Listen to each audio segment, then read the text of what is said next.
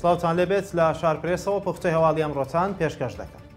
مەسرور بارزانی داوای لە مامۆستایان کرد بایکۆت بشکێنن. مامۆستایانی ناڕازیش داواکەیان ڕەت کردەوە. لە مەراسیمێکدا لە شاری هەولێر مەسرور بارزانی سەرۆکی حکوومەتی هەرێم ڕایگەیاند هەندێک لایەن سواری شەپۆلی ناڕەزایەتی مامۆستایان بوون و یاری بە هەستی مامۆستایان دەکەن. داوا لە هەموو لایەنە سیاسیەکان دەکەم بێن لەگەڵ ئێمە داوای مافی مامۆستایان و هەموو خەڵکی کوردستان بکەن لەو شوێنەی کە مافەکانی پێشێل کردو.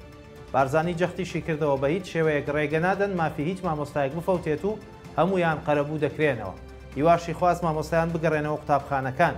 لە بەرامبەردا ئەنجومەنی مامۆستایانی ناڕازی لە کۆنگرەیەکی ڕۆژنامەوانیدا جەختیان لە بەردەوامی بایکۆت کردەوە و هەتا جێبەجێکردنی داواکاریەکانیان. وەزارەتی ئاوادانکردنەوە و نیشتەجێکردنی حکوومەتی هەرێم ئاشکرای کرد ژمارەیە و خێزانانەی فۆرمی وەرگرتنی یەکەی نیشتەجێبوونیان پڕ کردووەتەوە نزیک بووەتەوە لە 22,000 خێزان. لە گوێرەی ڕاگەیەندراوێکی وەزارەتی ئاوادانکردنەوە و نیشتەجێکردنی هەرێم تاوکو ئێستا 21,791 خێزان فۆرمی وەرگرتنی یەکەی نیشتەجێبوونیان پڕ کردووەتەوە.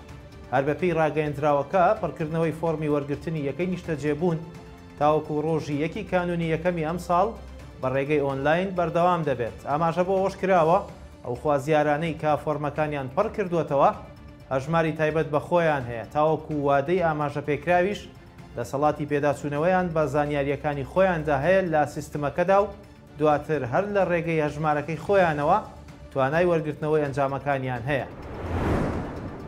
هاوسەرۆکی پەیەدا ئاشکرای کرد تورکیا ئیگۆرەکانی لاچین و تورکمانەکانیشی لە کەرکووکەوە هێناون و لە ڕۆژاوای کوردستان نیشتەجێی کردوون.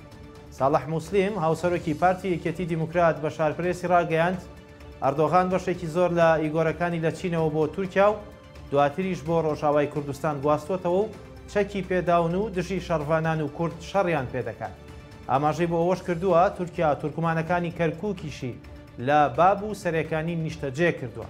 بە گوێرەی زانیاریەکانی شارپرێس ئیگۆرەکانی چین کە ئێستا لە ناوچە داگیرکراوەکانی ڕۆژاوای کوردستان نیشتەجێ بوون لەلایەن تورکیاوە چەکیان پێدراوە و بەشێکیشان لە ناو گروپی توندڕەوی بەرەی نوسڕەی جاران و ئەحرار شامی ئێستادان کە لەلایەن تورکیاوە پشتیوانیان دەکرێت.